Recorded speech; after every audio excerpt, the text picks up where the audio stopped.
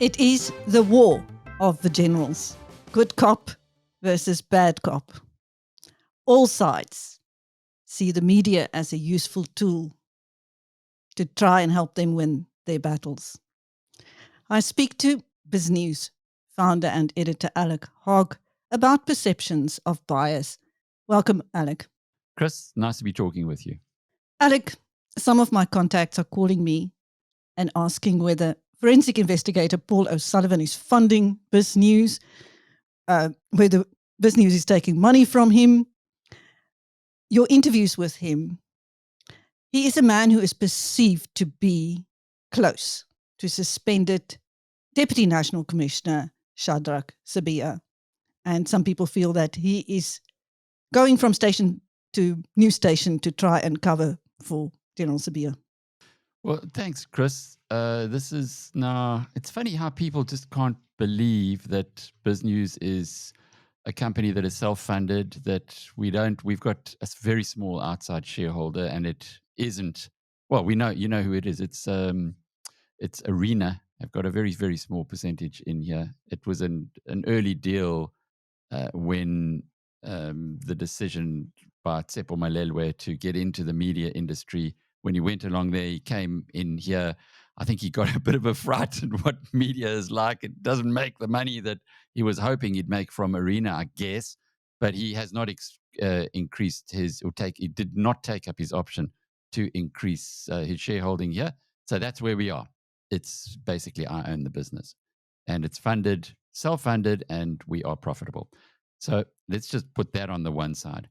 The second point is because I'd love to just squash this nonsense.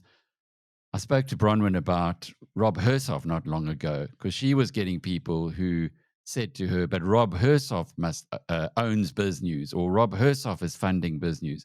He's never put a cent into this company. And neither has Paul O'Sullivan ever actually put his hand into the pocket. I don't think he's even bought me lunch or a cup of coffee. He certainly has not been an investor in our company. If anything, actually, it's been the other way around. At some of our BizNews conferences, certainly when he was on top of the pile, if you like, and explaining to people how he was attacking through his Forensics for Justice, attacking injustice in South Africa, some members of the BizNews community gave him money or put money into Forensics for Justice to help him to fund hundreds of thousands of rands. And so well done to as we call them, the tribe. But certainly it hasn't been on the other end. Paul is an interesting guy. He does have a reputation for working well with certain media people and very badly with others. We know it's all over YouTube of how he put the phone down on people. I remember one of the conversations, I think it was on Power FM, where he was talking to the interviewer and they brought in Edward Zuma, and a clearly inebriated Edward Zuma was having a go at Paul O'Sullivan, who then put the phone down. If he'd done it to me, I'd have done the same thing. So in a way, good for him for doing that. When it comes to manipulating the media, he can try all he likes elsewhere. He's not going to get it right at BizNews. We are not in that game. We don't play sides. We don't take sides. We don't promote some kind of an agenda. We try our very, very best, as you show, in putting both sides of the story. And it's quite strange that people would even suggest that Paul O'Sullivan has got some kind of hold over us, when we recently ran a full hour with Mike Miller, who is a protagonist, someone against Paul O'Sullivan. So, good luck to Paul in what he does and where he's going and his friends and everything else.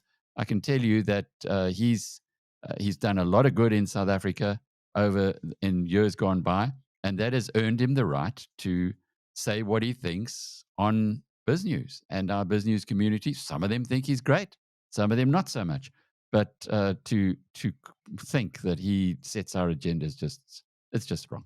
Now, some people are perplexed as to why O'Sullivan's billionaire friend Moti turned up on BizNews's homepage. Well, I first met Paul, and it's worth to put a bit of background to it. When at MoneyWeb, we had these fantastic offices at Melrose Arch, and I hadn't met Paul before. I'd spoken to him on the phone, and he agreed to come into the studio. And he said, "But you can't tell anybody." We had a national radio show. "You can't tell anybody that I'm coming in. You can't, in other words, promo it. But I'll come in, and then immediately I'm finished. I'm gone. I'm going to leave." And I said to him, "Why?" He said, "No, because Zunaid Moti wants to have me killed." So I thought, jeepers, okay. And we spoke on that interview. It was all about how he had fallen out, or he had some problem with Zunaid Moti, and Zunaid Moti was a criminal and a gangster, and he was wanting to kill O'Sullivan, and O'Sullivan already had 3 bullets in him through various bad people who'd wanted to kill him. So I thought, what an interesting guy. And the last thing I believed, I ever thought was possible, was for Paul O'Sullivan and Zunaid Moti now to be pals, but they seem to be. They seem to be pretty close friends. And not only that, they also, and I'm trying to get hold of Peter Hain. I'm looking forward to talking to him soon. It seems that Zunaid Moti and Peter Hain are also friends, although they've certainly had the 3, Paul O'Sullivan, Peter Hain, and Zunaid Moti have had photographs taken of them. What does O'Sullivan say about Moti? Because I've challenged him on that. I said, the guy's got a shocking reputation. We know the business community. We know people who've done business with him, Investec Bank, certain construction companies. I think it's called Nondela, the golf estate in the Drakensberg that has been a complete disaster for anyone who put money in. Moti has not got the best reputation for being a good or an upstanding businessman. And Paul says, but where are the criminal charges? If he's such a bad guy, then surely somebody would have sued him. Somebody would have put him in jail. And I've investigated him, and I can find nothing wrong with him. So that's Paul's view. We, of course, operate, you and I, in the court of public opinion. And in the court of public opinion, where there are lots of agendas that drive different ideas and different thoughts on people, I listen to my very good contacts in banking and in construction and in property, and they give me information, but will they come on the record and say it? No. So if they're not prepared to come on the record and say it, and Moti is proclaiming his innocence, or doesn't even have to because he hasn't had any charges laid in the court of public opinion, well, good luck to him. Mike Miller, on the other hand, was very prepared to have his say, and he has had his say a couple of times, and he's not stopping. He maintains he's got the dirt on these guys. He's given it to the Hawks, and he wants to see them both in jail. Paul O'Sullivan included. Of course, Paul O'Sullivan's got a pretty low view on Mike Miller as well. Again, when I talk to my contacts within the mining industry, they say, well, Mike's a hard guy. He's as tough as nails, but he's honest. So, who are we to judge? All we are here to do is we're a platform, and we try to give, as we did during COVID. I mean, people criticized us during COVID for giving the other side of the story. In other words, allowing those who said, but hang on, Sweden have probably got it right. China have got it wrong. China was the ones who locked everything down. Sweden said, carry on and just be responsible. And the interesting thing is that the casualty rates in both countries are identical. So those who said that Sweden had a point, perhaps weren't, or certainly at the very least deserved their place in the court of public opinion, and they're expressing their views on our platform. So I guess that's what it's all about, Chris. We don't take sides. We don't play favorites. I've been in this game and so have you, for too long to actually have survived, or to continue to have a reputation of some kind in this industry. You can't do that if you start choosing and thinking that you're cleverer than everybody else combined. We're not in the PR game. We're not here to promote one side or another. We do have sponsored interviews from time to time. They are labeled as sponsored interviews. It's very clear that they're sponsored interviews, that the people who are talking there have spoken, have paid for it rather. But everything else that we do is an editorial decision, and an editorial decision based on let's give the people an opportunity to speak. So now we have Zunaid Moti's charity.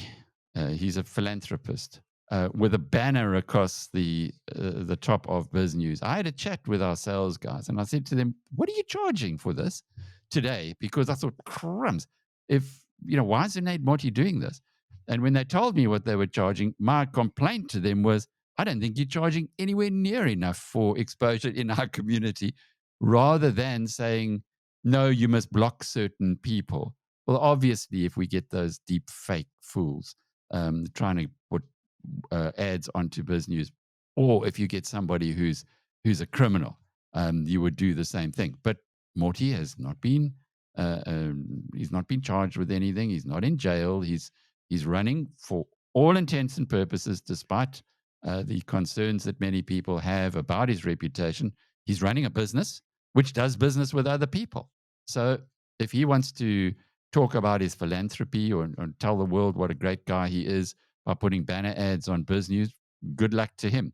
We have got a interview scheduled. I don't know, last time he bailed on the interview that I was going to have with him, so I don't know if he's actually going to pitch this time. But we do have an interview scheduled with him. I think it's for Monday, where he has a right of reply to what Mike Miller said about him. And that's what we do for everybody, not especially for Zunaid Moti. And no, we aren't doing it because he's taken out some banner ads on our website. We are doing it because we have a right of reply for anybody who feels that they've been unfairly criticized on our platforms. And that's the way that we go about our business. Let's give both sides of the story. Well, just the other day, I had an email, Alec, from somebody saying he would pay me anything for an interview. If our critics knew how often we have to say no, that's unethical. No, thank you. They would have a lot more respect for us. And I don't know about you, Alec, but I have no problem with a lifestyle audit. And I'm suspicious. I'm suspicious of journalists who say, "Oh no, that's an attack on freedom of the press." I don't think so. I think it's an attack on abuse of freedom of the press. If we are not willing to account for our lifestyle, how can we hold politicians to account and say, "Oh, cops, generals, you must have a lifestyle audit," but I won't have one. I don't know. How do you feel about that? Well, I can tell you one thing. About 12 years ago, no, it would have been longer, about 14, 15 years ago, when I was running MoneyWeb, a very wealthy South African came along, and with hindsight, I should have sold it, but I didn't. Anyway, and he offered to buy the company. And so, but he needed a due diligence.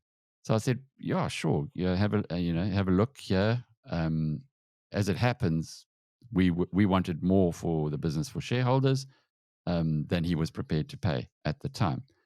And he looked at the numbers, and he actually phoned me immediately. He said, "But this is ridiculous. You earn less than my secretary." You earn less than my secretary. And I think that's really where we are in our industry. We are here because it's a calling. You don't go into journalism, you don't go into doing what we're doing because you want to make money out of it. You do it because it's a calling, because you believe you're making a contribution. And it's like people who work in the public sector. I worked at the SABC for 2.5 years. And the people who work in the public sector are there because they are making a contribution. They believe that this is the way they serve society. And it's just, for some people, they just can't get that. We have access to the most incredibly price-sensitive information. We could so easily, as you say, somebody offering anything for an interview with you. If you endorse something, that is worth gazillions. I actually had, again, my own experience. I had Nokia. They had a phone, one of the first smartphones that came out. It was a big brick, and I was one of a handful of people who endorsed it. Of course, I endorsed it. It was fantastic for what it was. But what they paid me to endorse it was off the charts. Off the charts. I couldn't believe how much money companies would pay to endorse their products. Now, of course, we don't do that very often, and for very good reason. When I say to you that Lekker Water is a fantastic place to go for a long weekend, it's because I booked like a member of the public. I paid like a member of the public. Nobody there said, "Oh, this is a chap from the media. Let's give him a good show so that he says and writes nice things about us." I learned that long, long, long ago that's not compatible with having a reputation in our business. So when people come and start saying things like Rob Hershoff controls BizNews or Paul O'Sullivan controls BizNews, please, man, do me a favor. If if BizNews was for sale, it would have been sold a long time ago for a heck of a lot more money than either of those. No, I can't say that for Rob, but certainly more than Paul O'Sullivan's got. It's just not what we're about. And our tribe would leave us in an instant, in a heartbeat, if there was a perception or a belief that we aren't serving them. We serve the community. We serve our community. We serve the BizNews tribe. We do not serve any other interests. And that's because we are driven by a higher purpose. And, they look at me and say, "Are you nuts? What's wrong with you?" But Chris, that's how we made, for heaven's sake. Other people are made to make a lot of money, and good luck to them, these billionaires and that. That's just not how we made. Indeed. Thank you. That was BizNews founder and editor Alec Hogg speaking to me, Christine.